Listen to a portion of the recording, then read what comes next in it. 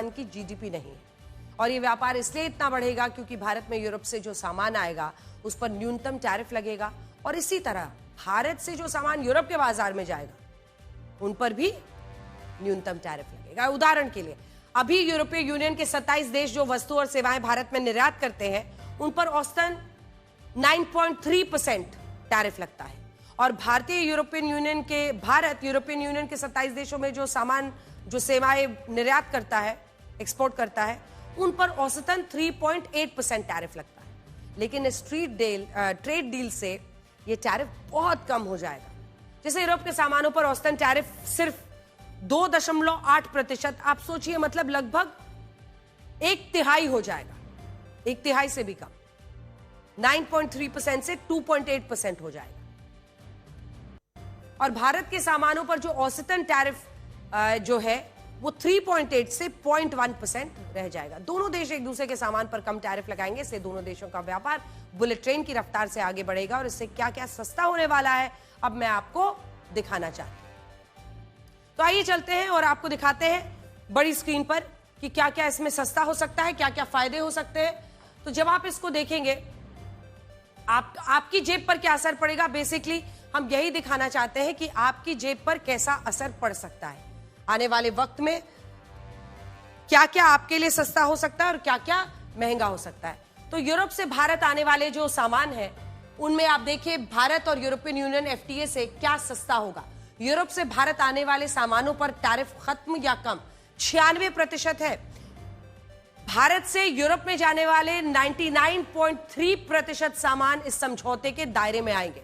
तो यूरोप से जो भारत आने वाले हैं उसमें 96% सामान, और भारत से यूरोप जाने वाले 99% सामान इसके दायरे में आएंगे। जैसे यूरोप से जो गाड़ियां भारत में आयात होती हैं उन पर पहले 110% टैरिफ लगता था, 110%।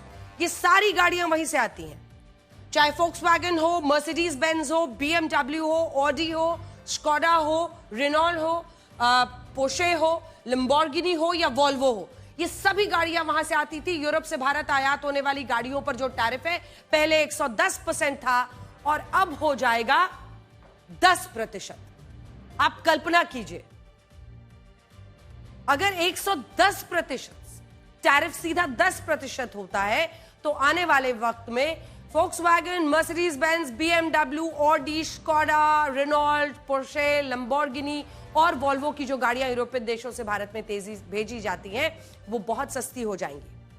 उदाहरण के लिए ऑडी RS Q8 की कीमत जर्मनी में 1,60,00,000 है, और इस पर भारत में 110% का टैरिफ लगता है जो 1,76,00,000 रुपए होता है।